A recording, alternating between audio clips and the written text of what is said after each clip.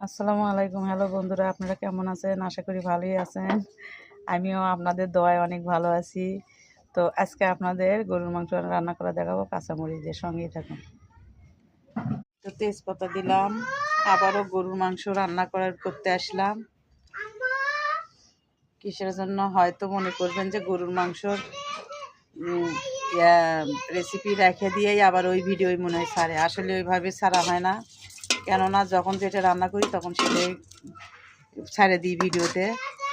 অন্য কিছু করি না যে ওটাই রেখে ওটাই ছেড়ে দিই, তা না।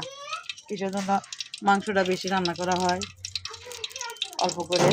আর বাচ্চারা আবার মাংস পছন্দ করে, কেউ গরুর মাংস পছন্দ করে, কেউ মুরগির মাংস পছন্দ করে। প্রতিদিন দিলে তো মনে করবে যে একই ভিডিওই মনে হয় দিচ্ছে, আসলে একই ভিডিও না।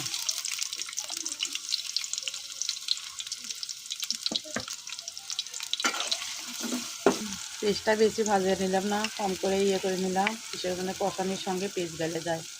এই যে এখানে গরুর মাংসর জন্য আদা রসুন, তারপরে জিরের গুঁড়া, মশলার গোটা টোটা, চাল এগুলো সম্পূর্ণ দিচ্ছি। জিরে মরিচ দিচ্ছি সামান্য একটু, কিন্তু কাঁচামরিচ দিয়ে রান্না করতেছি গরুর মাংস। আসলে দুই ছেলে দুটো পছন্দ করলে তো দূরে গেট করে রান্না সম্ভব নয়। এক ধরনের রান্না করি। আজকে কাঁচামরিচের মাংস রান্না করি। ওই তো মশলা কষানো হয়ে গেছে, এর মধ্যে কাঁচামরিচের তরকারি তো গুঁড়ো মরিচ দিচ্ছি সামান্য একটু, কিন্তু কাঁচামরিচ দিচ্ছি। এখন এর মধ্যে গরুর মাংস দিয়ে দিব।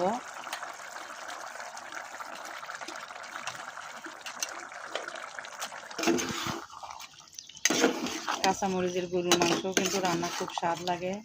আমার একটা ভাবি আছে, ও রান্না করে খুব স্বাদ করে।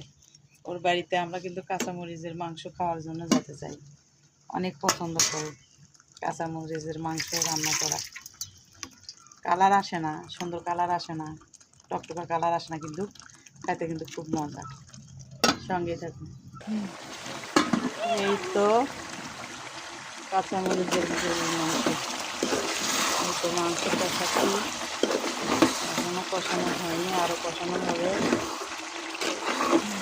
এই তো পানি দিয়ে দিলাম। এগুলো কিন্তু গরম পানি, আমি মাংসতে কখনো ঠান্ডা পানি ব্যবহার করি না, গরম পানি ব্যবহার করি একটু মাংস সিদ্ধ করে নিই।